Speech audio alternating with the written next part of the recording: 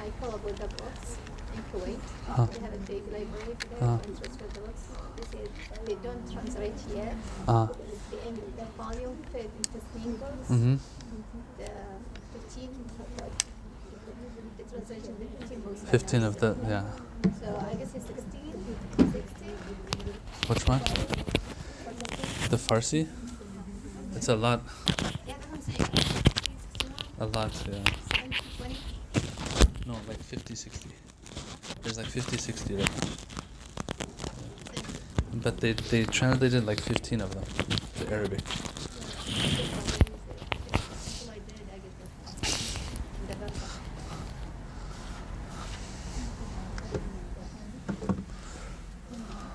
Ali, do you have to do something with this?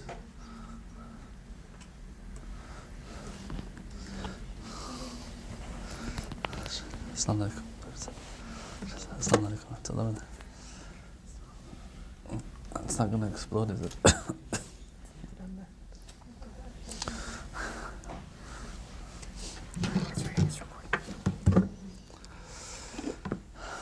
أعوذ بالله من الشيطان الرجيم بسم الله الرحمن الرحيم الحمد لله رب العالمين والصلاة والسلام على سيدنا ونبينا أبي القاسم المصطفى محمد وعلى أهل بيته الطيبين الطاهرين. Okay, so we ended the chapter on ghafla. He then goes into the second chapter, which is going to be a little shorter, which is about, he calls it waswasaya ilmi, which means the mistakes people can make when it comes to knowledge. And so I'm going to summarize it in a few points. This part kind of, he goes in different directions. Did you know, by the way, this book isn't penned by him. This book is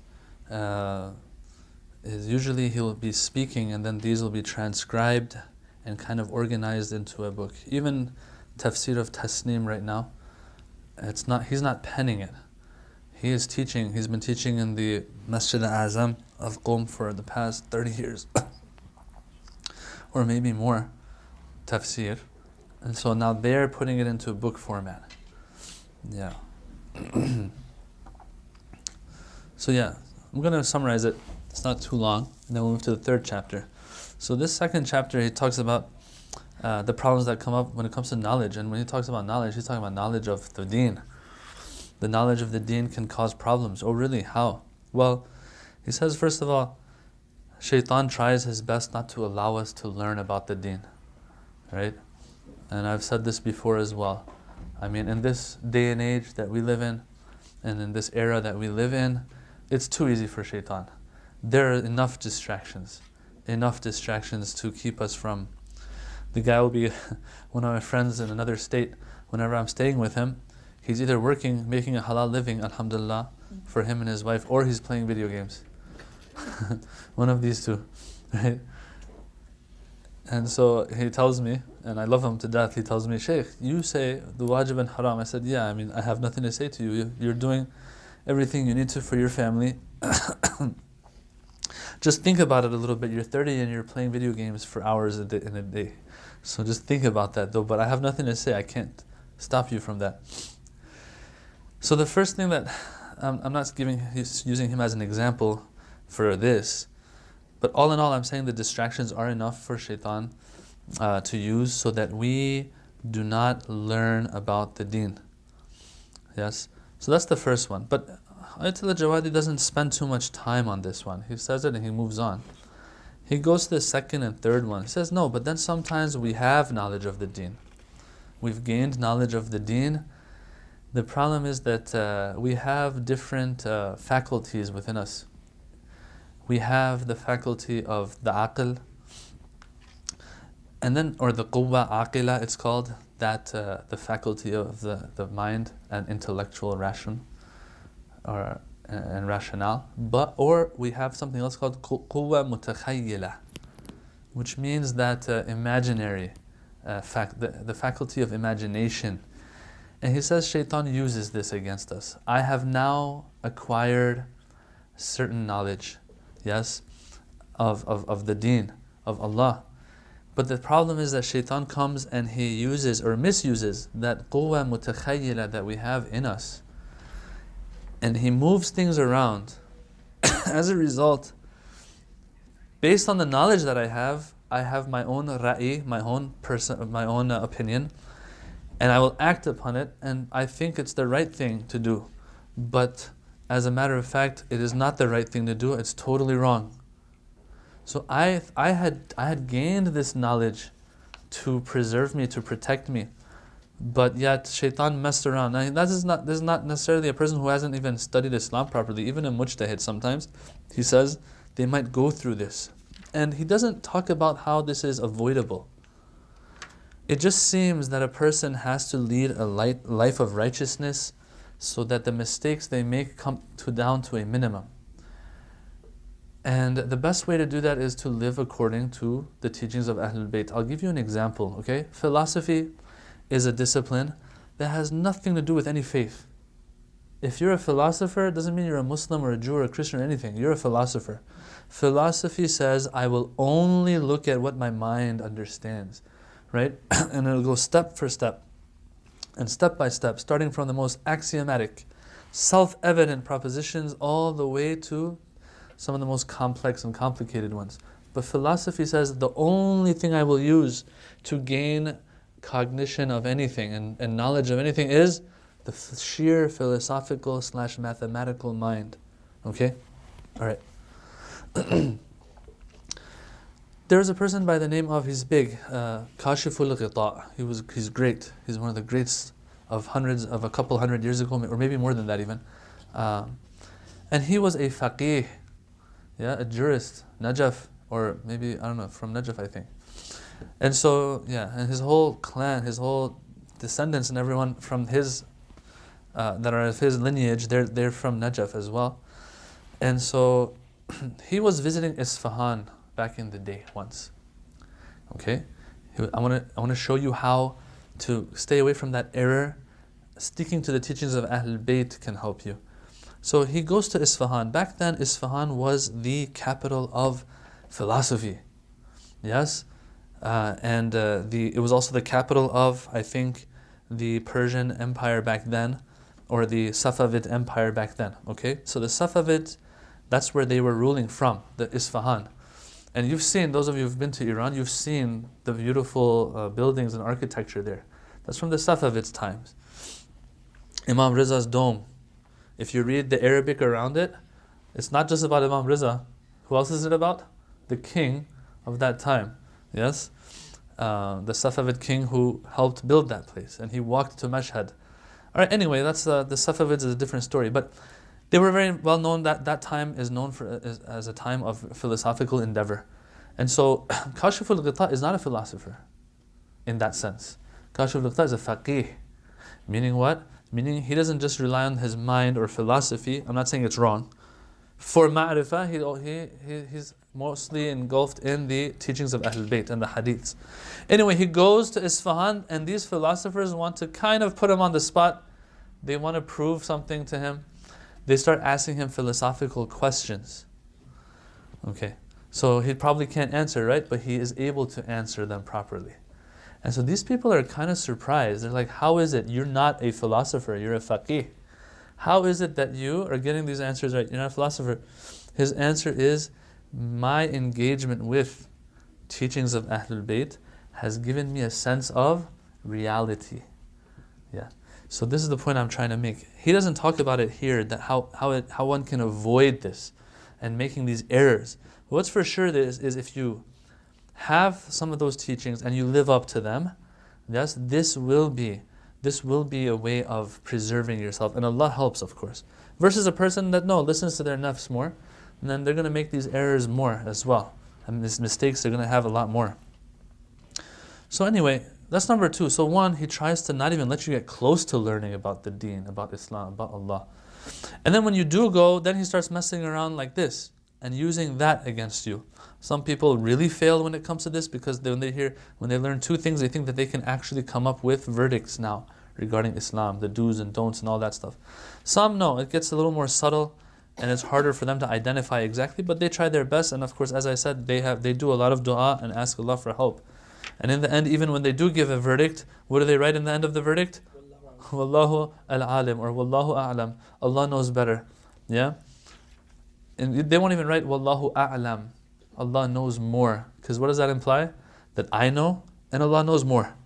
No, Wallahu al-alim means Allah is the one who knows. I don't know anything. Yeah? All of these little things, right, are showing what's going on within them, in their mind, that I really don't know anything. I'm trying my best, but it's all Him. Oh Allah, help us. Help us from mistakes. Now, that's number 2. Number 3, though, is a bigger problem. He says, sometimes you even get it right. Yeah?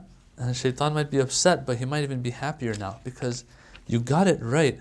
So now what he's going to do is with ta'aleem, tadris, tadween, sitting here, mizan, I'm sitting here teaching now, I don't know if I'm right or wrong, but let's just assume that what I'm teaching is right.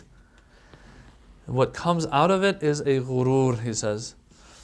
This ghurur, this me, this ego that is fattened up when it comes to these things. When we're kids growing up, we're like, who cares? Teacher? Who cares about the teacher? Right? Teachers are boring. Some of them are boring. We don't like them. Who cares? What's so cool about teaching? But when you're in the Hawza, brothers and sisters, I've said this to some of you, being the nerd is everything. Like, the nerdiest ones, I still remember it. They were the cool ones in Hawza. Everyone wanted to be with them because he knows more. He's the smarter one in class. The teachers, everyone would talk about, this teacher, this. If you get this teacher, oh my God. So you were there from year 1 thinking, okay, when I get to year 5, inshallah, that teacher that everyone's talking about is still there. Okay, these things, it fattens up the ego. Really it does. And so this is where Shaitan really takes your face and rubs it in the ground.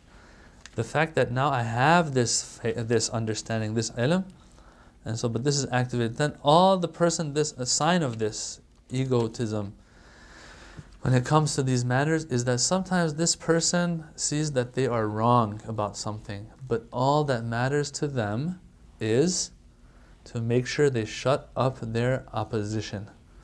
Yeah, that's all that matters to them. This is one side of it.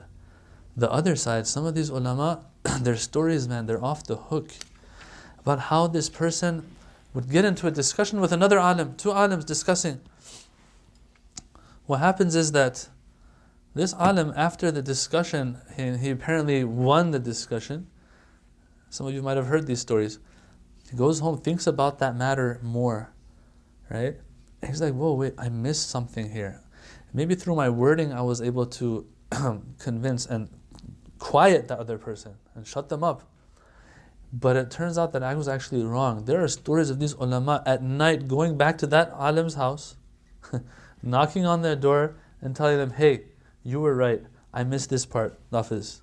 Now this is different than what we learn here in the culture here. I'll give you a good example of that. When I had gone to Qom, so I was still the American type of person that I was, right? So I'm in Qom, we have this thing called mubahatha every day, which means you discuss after the lesson, you discuss with 1 or 2 others that are in your class. The lesson that was taught. Everyone goes home, goes to their rooms or dorms or the library. They review the lesson in a way that they want to teach it now to somebody as if that hasn't heard the lesson yet. So everyone comes prepared to teach that lesson. And then what the job of the rest to do is that they have to challenge you and try to point out which part you got wrong, which part you didn't understand.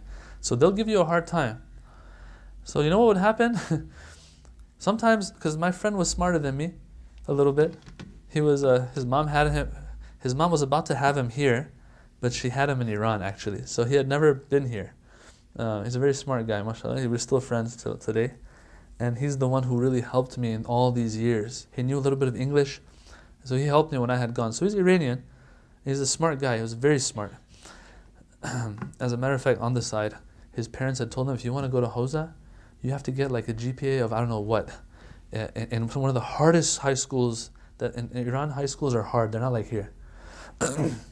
And he had gotten that in one of the this is called the Tiz Hushan. It's called Tiz Hushan, means the ones who are really geniuses.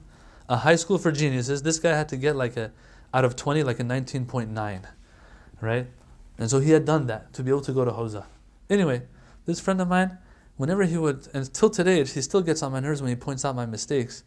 And so what would happen was, in this circle of mubahasa, me being the American I was, when I couldn't defeat him in the discussion, I was a little stronger than him, so I'd start punching the poor guy.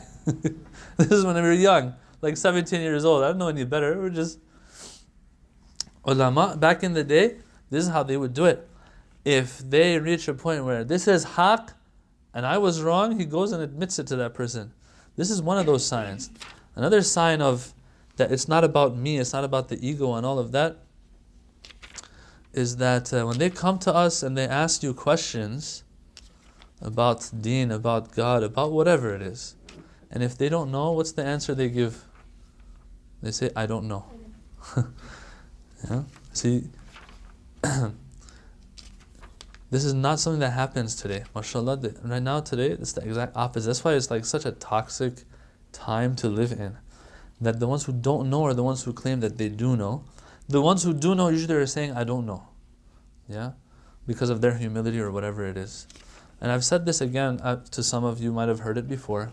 Ayatollah Ibrahim Amini, he has some books that have been translated to English too. That he says, and this is a very famous story, he says, I had once invited Imam Khomeini and Allama Tabatabai to my place. Wow. So he's a student of these two, Ayatollah Amini, and he's gotten very old, he's still alive. He says, I invited them over and I don't know if he wanted to test them or it just so happened that he asked a question, an ilmi question. And so Imam Khomeini, Allah, of course they probably know the answer or they have an opinion on it. What happened though? When he asked this question, they were both silent because Ayatollah Amini, which was young back then, he didn't ask one of the two like, Allah, what's your opinion on this? So he didn't ask me, so I'm quiet. Or he didn't say, Imam Khomeini, what's your opinion on this? He was quiet. And this is before the revolution probably. Quiet. They were quiet because he didn't ask any of them in particular. This is the sign of a person who's gone through all these stages, doesn't care about these things. When I say who cares, remember I use this line a lot. It's not that I'm saying that we shouldn't care about those around us, we shouldn't care about Islam, spreading Islam, Amr al-Ma'ruf, these kinds of things, not worrying about the affairs of the Muslims. When I say who cares, I mean it in this sense. I mean it in the sense of when Ayatollah Amini sits down, Allama Tabatabai and Imam Khomeini asks a question, but doesn't direct it to any of them in particular, they're both quiet. Because, who cares? If I say the answer or not in the presence of this other alim, who cares? Like, what am I going to get out of it? There's no point. As a matter of fact, I'm just fattening my ego up more maybe. So I'm going to keep quiet. These are people that we're supposed to follow. These are the role models. So that's a chapter, this chapter on waswasi ilmi, he calls it.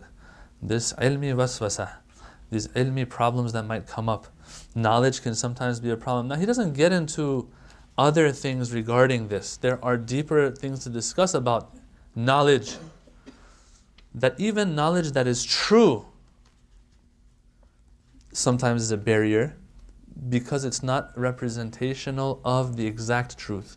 When I say Allah is Sami', Allah is Basir, Allah is this, because the Quran taught me, my understanding of Sami' and Basir is wrong because I'm a limited entity myself and I don't understand what that means really when it comes to Allah. And so he doesn't get into any of that at all. These are called hujub al-nur.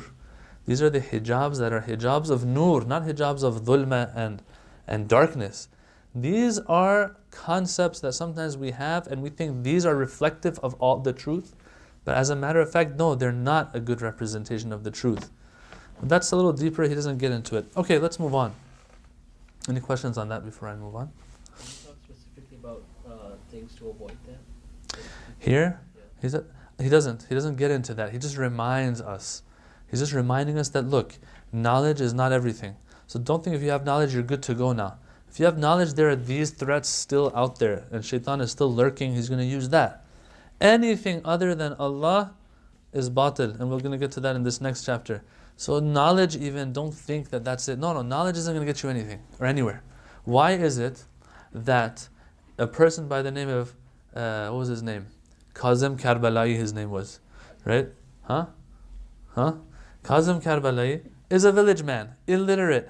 Why is it that he, all of a sudden through good deeds, he can read Quran, he can identify, when you put Arabic in front of him, part of it is Quran, part of it is not. He can identify which part is Quran, which part is not. This guy go to school? No, he was illiterate. This is what he's trying to say here, is that look, don't let this be one of those things that deters you from this spiritual wayfaring. Sometimes I'm not ghafil anymore. As a matter of fact, I'm an alim, not just not ghafil and dhakir, I'm alim too. Doesn't matter. Alim doesn't mean wearing amama. Alim means any of you. Any of you who have some deen, knowledge of the deen, this is what you have to be careful about. Sometimes for Allah even, you know the answer to something, unless it's going to help somebody, of course. But no, sometimes someone else can also get the answer right. For Allah, you keep your mouth shut. That's how they were. That's how these people are. I was in the presence of Ayatollah Hassan Zada Amuli for I don't know how long. We went to his house once. Me, my mother, and my brothers. Yeah. We were there. Allama Hassan Zada Amuli. No joke. Now, how we got in there is another story, okay? We had connections. Some of my friends are important people. So they got us in there. And my mom is very fond of Ayatollah Hassan Zada Amuli. The whole time this guy was joking about stuff. You were like waiting, hey, could you give us some of that Irfani stuff, you got stashed back in somewhere in your head? Nothing. If someone didn't know this person, they think that this is one of those people who's a fake, probably, and he's just wearing the garb, and he walks around and just jokes and stuff. For him, it doesn't matter what the people think of me too much. Yeah, if you have a question and I can help you, I might answer it. We didn't have any questions. We were just in awe looking at him the whole time. Yeah? In the end, he brought some apples from the tree in the backyard that they had. He did some dua on it and gave it to my mom. And it was very nice. It was very nice. But the point I'm trying to make is this, that this knowledge, they laugh at it, They have all of it, but they laugh at it at the same time. That's what the struggle is all about, I think, to come to that realization. So yeah, he's just warning us that there is this threat. What are you going to do about it? As I said, if you continue to practice, slowly these things you'll understand. As we get older, we'll understand they're not very important. Yeah. The fact that we're teaching this book right now, who cares, So what? If I'm not going to act upon it, so what? Who cares if I can teach it or whatever? Anyway, chapter 3 is a little more relevant to a person like me, and that is, he calls it Pindar Garai. Pindar, do you have Pindar? Like a thought, a conception, a misconception actually, illusion, right? So a person who has illusions and follows illusions is delusional, right? Yeah, so you have this word, right? Pindar? You don't? Something tells me you should. Pindar? No? Okay. Alright, so Pindar. Urdu, yeah, in Urdu. Which means to have an understanding of something or a conception of something. Okay. Alright, so having false thoughts, a false conception of things, misconception of things, illusion. A person who lives a life of illusion. And so he starts off like this. He says that the arif versus the ghafil is a person who, the arif, is a person who has reached this understanding that I am in the presence of Allah subhanahu wa ta'ala, one, and that two, everything around me is a manifestation of Allah subhanahu wa ta'ala. Versus the ghafil. The ghafil is the exact opposite. Always sees himself absent. That Allah is absent. Okay, Allah is not here right now. Alhamdulillah, Allah is not here. And everything in existence exists on its own as an independent in its existence. This chair, this room, this person, they are all, Allah exists, this person exists. Allah exists, this table exists. Right? While the first one was what? The Arif says, no. The existence of this is an extension of Allah's existence, is a manifestation of Allah's existence. That's the result of a person who's got it right versus a person who's got it wrong. What leads to all of this is all these little illusions that we have in this life, that Allah brought us here to break out of one after another. So He goes through, since this is a thematic tafsir book, He starts going through these verses now, one after another, of the different illusions that a person has in this life that they have to overcome if they want to make it in that spiritual wayfaring, in that path of trying to get to the destination of Allah. Once again, He won't give you the way to do it, because as I've said again and again, the way for all of these is almost the same. He's just making us aware that this problem is there. Or else, the way to get rid of all of this is to continue the taqwa of Allah and to continue the wajib and haram observance of it of Allah. And if I see that I am doing this on a regular, daily basis, adding certain mustahabbat as well, and just being aware of these things, and slowly things will click into place. I say this because I've seen it happen firsthand. That's all some people do. And if there was anything else, they would tell us. Why isn't He telling us? Okay, so this is the way to get rid of this. Because He knows that the way is one. Our problem is, for every weed, we try to find a way to pluck that weed out separately from the other weeds. Every weed that we have within us. But we have to just cut off the water source of all these weeds. The water source of all the weeds within us is weakness of our iman. And the iman is weak because we are disobeying Allah.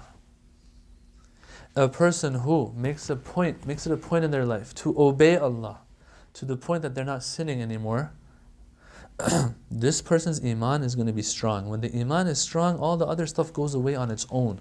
I'm saying this because I've heard it from the greats. I'm not saying it because of my own understanding. Okay? Versus going and reading a 500-page book on how to get rid of hasad, how to get rid of this, how to get rid of that. Is that what life is all about? Is life is all about going and reading 500 pages of how to get rid of every single little thing within us? No, it's much more simple than that. Islam and a spiritual wayfaring is for that Bedouin that's in the desert who doesn't know anything either. I just gave you the example of Karbala Kazim.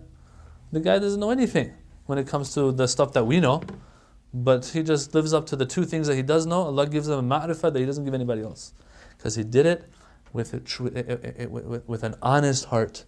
He's not fooling himself. He's not trying to fool anybody else. Alright, what are these illusions? Number one, he says, sometimes the Quran talks about this ghafil individual.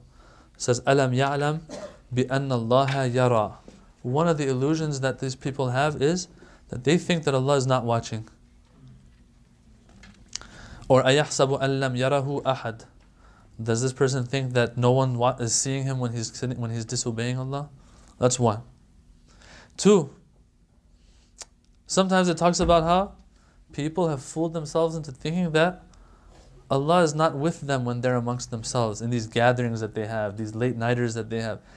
أَمْ يَحْسَبُونَ أَنَّا لَا نَسْمَعُ سِرَّهُمْ وَنَجْوَاهُم. Do these people think, are they in this illusion that we don't hear their secrets and the intimate whispers that they have with each other when they're speaking to each other? I'm there. There's another verse in the Quran, what is it?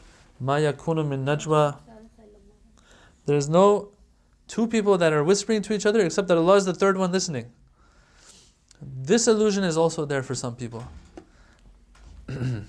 Allah might be seeing, but He doesn't know what we're talking about. No. أَيَحْسَبُ أَلَّا يَقْدِرَ عَلَيْهِ أَحَدٍ. Sometimes Allah is watching, Allah knows everything that we're doing, but the problem is that Allah doesn't have the power to overcome us and overpower us. Even with Prophet Yunus, the same verb is used, that فَظَنَّ أَن لَن نَقْدِرَ عَلَيْهِ.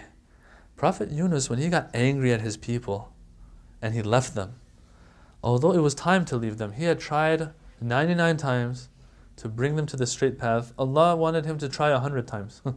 So 99 times he tried. And he knew that if he does it 100th time, they're still not going to come.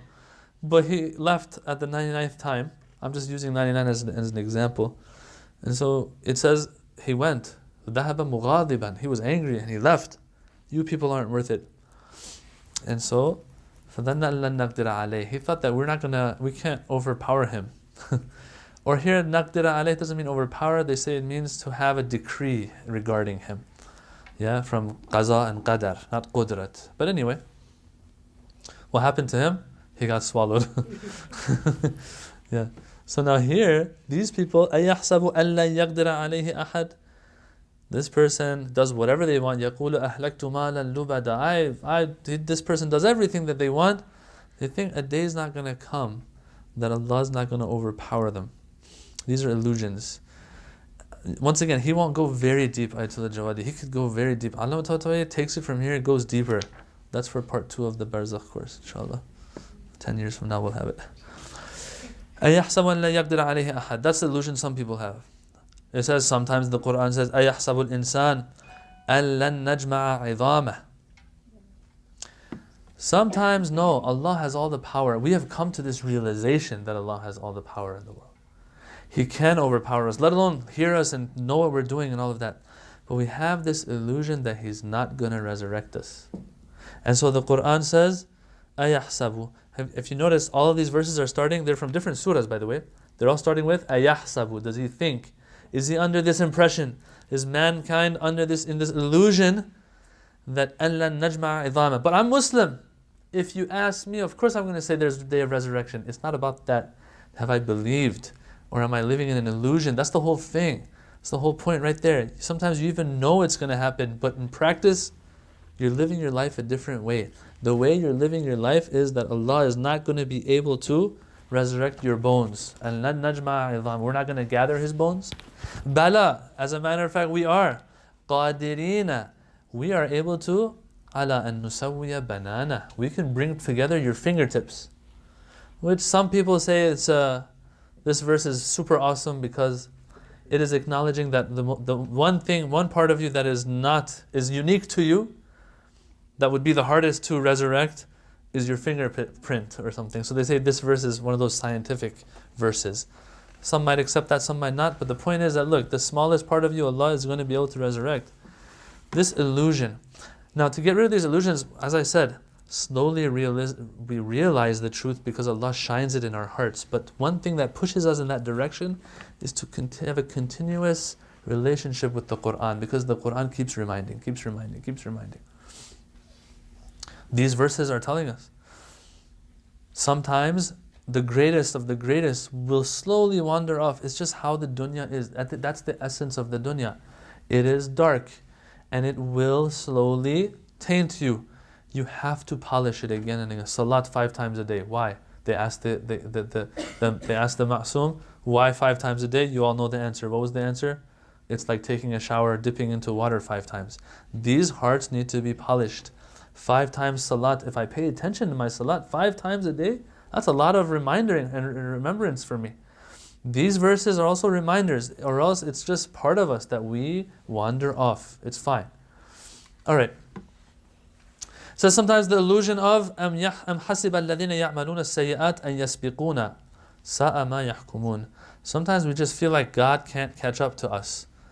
Do I have to give the addresses for these or no? I'm just skipping the addresses for these. Anyway, this is Surah Ankabut verse 4. It says, are they in this illusion that we can't catch up to them? This is similar to the one that says, أَلَّا يَقْدِرَ عَلَيْهِ أَحَدٍ. Sometimes we think that, he says the illusion is that we think that our wealth is what gives us eternity, brings us eternity. أَيَحْسَبُ أَنَّ مَالَهُ أَخْلَدَهُ. That your mal, that your belongings are what gives you eternity. Once again, that's one of those things that if you look at yourself, you feel like, oh, the amount of importance I'm giving it shows that in practice, deep down inside, I have a feeling that, yeah, this is what it's all about. Or else I would be really losing sleep over something else, not this. So speaking of eternity, this next one, forget about the wealth giving me eternity. Sometimes we're in this illusion, and this is the worst of them all. وَمَا جَعَلْنَا لِبَشَرٍ مِّن قَبْلِكَ الْخُلْدِ أَفَإِن مِتَّ فَهُمْ الْخَالِدُونَ. that, O Prophet, we didn't give anybody before you eternity in this life. Yes?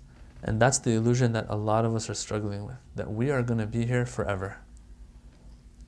And the way we work for this dunya is as if we're going to be here forever. These are all illusions. All of these illusions are obstacles to that wayfaring that we're after. What's the address of this one? This one is Surah Anbiya 34. And so, he says here, it doesn't make sense to be in this life for eternity. Sometimes you have an illusion, but the illusion that you have at least is for something good. He says it doesn't even make sense to be in this life for eternity, because this life is a journey. إِنَّكَ كَادِحٌ إِلَىٰ رَبِّكَ كَدْحًا, the Quran says. You are journeying laboriously towards your Lord. So it's a journey. تَزَوَّدُوا فَإِنَّ خَيْرَ الزَّادِ التَّقْوَى. Take provision. Well, who takes provision? A person who's on a trip, who's going on a trip. The best provision is taqwa. All of these verses show that we're on a journey. He says it's pointless for a journey to be endless. It's abath. It's in vain for a journey to be endless. So this is one of those things that we should not have an illusion in. Yeah? When it comes to the life here, we should not think that we're supposed to be eternal. We should not even look forward to being eternal here. Because eternity here means you're on a journey forever. A journey without a destination is pointless. And yet, that's exactly what our actions are translating to.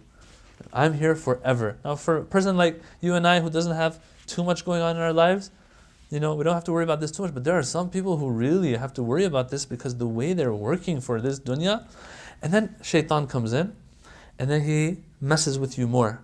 And it reaches a point where you're like, okay, I am innovating and I am coming up with so many good things for people in this world that are going to come after me, are going to benefit from it. Well, good for you.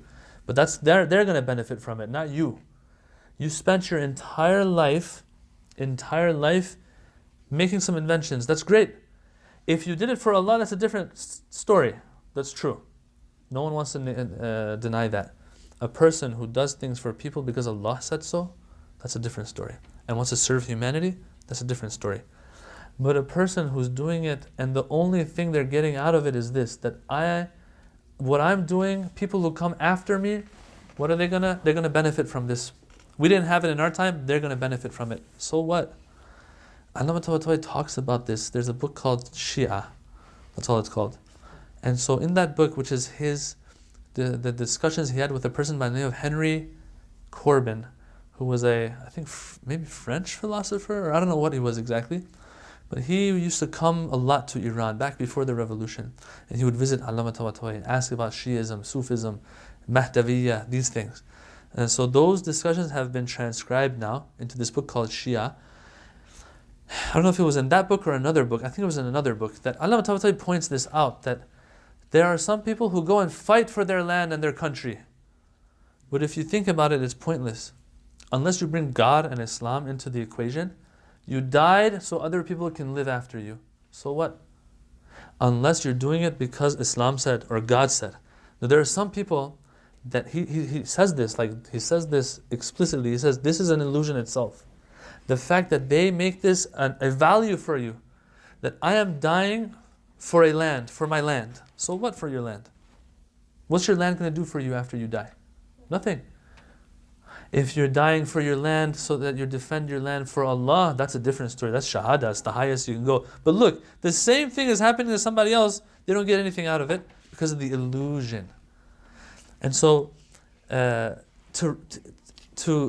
sum it all up into one verse, he points this out, Al-Jawadi. He says, if you want to sum it all up in one verse, it's وَأَفْئِدَتُهُمْ هَوَاء, verse 43 of Surah Ibrahim. These people's hearts, hawa, they are empty. Because if you add falsehood up and accumulate so much falsehood, is there any truth to it? No, that means there's no substance. All you have is a crust. Yeah?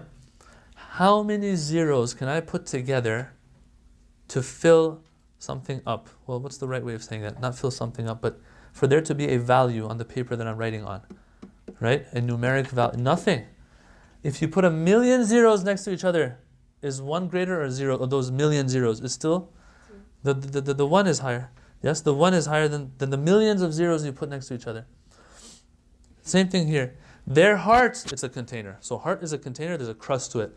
أَفْئِدَتُهُمْ hawa. Why? Because this heart is full of what? Zeros. Illusion is what? Illusion means you thought there was something there, but you went there was nothing. Nothing is zero. أَفْئِدَتُهُمْ hawa. Their hearts are full of zero. They look around themselves and they say, okay, this is 1, 2, 3, 4, 5, 6, 12. They put together 1,000,000 zeros in their heart. When you pick up that heart, it's empty still. Why? Because zero is empty. Zero is an illusion. Zero is batil and falsehood. You can't fill anything up with falsehood. So then he says, whose fault is this? Why does Allah do this to us? And I'll end with this. Why does Allah do this to us? Answer, He didn't do it to us. Allah did everything He needed to do. Allah, فَأَلْهَمَهَا وَنَفْسٍ وَمَا سَوَّاهَا فَأَلْهَمَهَا فُجُورَهَا وَتَقْوَاهَا. Surah Shams verses 7 and 8. Allah put in us the basics that we need of good and bad and understanding them. So He didn't push us towards bad or anything, and give us the wrong information. Everything He gave us was haqq that we started with, and we were supposed to, through using the little bit that He's given us, slowly build on that and add more haqq, not zeros. Yeah, not empty calories. Number one. And then He left the door of tawbah open as well. And He says, if you do make mistakes, fix it. I will just the same way. He uses this example, Ayatul Jawad. He says the same way. Sharab, wine that is najis and haram to consume. He says when it turns into vinegar, what is it? Halal and pak, he says. Yeah? And by the way, that is a ruling. Yeah, some people think that's wrong. Oh, vinegar, some of it is made from wine, so it's haram. No, that's exactly the example of one of the ways of taharat being accomplished is for something to turn into something else. The first example fuqaha give you is wine to vinegar. Some of these people that are religious, they joke around. Well, they'll have some balsamic vinegar, and then they'll say this is the closest we're going to get to wine, But it still stings them and it's azab when they eat it, when they drink it on its own. Anyway, so he says the same way that this sharab can turn into that, the Quran says, يُبَدِّلُ اللَّهُ سَيِّئَاتِهِمْ حَسَنَاتٍ. What more could you ask for? It's not even tawbah, it's Allah says, I will change your bad deeds to good deeds. So He gave us the theory, and in practice also He has our backs. And so from here on, we're supposed to add ones, not zeros. So if we're adding zeros, that's our fault. These illusions are there. Why? Because of our distance from either the first one or the second one. Either from learning more and adding more to whatever we have, or, what is it? Not following it and changing, if we have anything bad in us, to change it to good. What He's after is for us to do good. That's what He's after. And the results will be wonderful. These illusions slowly will be wiped away. You guys, the younger ones who are like in their 20s, you reach 40, because that we have hadiths on this age of 40. You actually think like, oh, death is kind of real. You start getting more and more accustomed to this reality of, oh, it is real. And maybe I should work for it more. Versus a person who is in their 50s or 60s now and still doesn't know this reality. Why? Because they're just doing whatever they want to do. Alright, and so finally, I'll leave the rest for later inshallah, because I don't want to go over our time too much. Next week we don't have a session. I'll be out of town. The week after there's probably something going on, maybe. 31st. It's the 31st, right? Yeah. So I don't know what happens on the 31st usually. It's New Year's or something. Yeah, so... 31st should be okay. Yeah, it won't be okay because not people won't show up. So we'll leave it for January inshallah. Just wait for the flyer to come out. And slowly we're going to work on a WhatsApp group as well. But I don't want to put a link out there for everybody. No, the people who are attendees, so that they know when things are happening, when things might be cancelled and so on. Yeah, definitely. If we cancel, we'll let you know for sure. I mean, we'll try our best to let everybody know. Yeah. But usually we don't cancel. We usually don't cancel, inshallah. If we set a date, we won't cancel it. So just wait for that. Any questions before I end? Is there an online link for these sessions? Because I'm moving to New York, so I don't want to miss these classes. No, you have to listen to the Maulanas in New York. No, inshallah, when the time comes, we'll put these, you see all of this, Inshallah, we'll put these up on the Mizan podcast. Inshallah ta'ala. Walhamdulillah Rabbil Alameen. Salawat.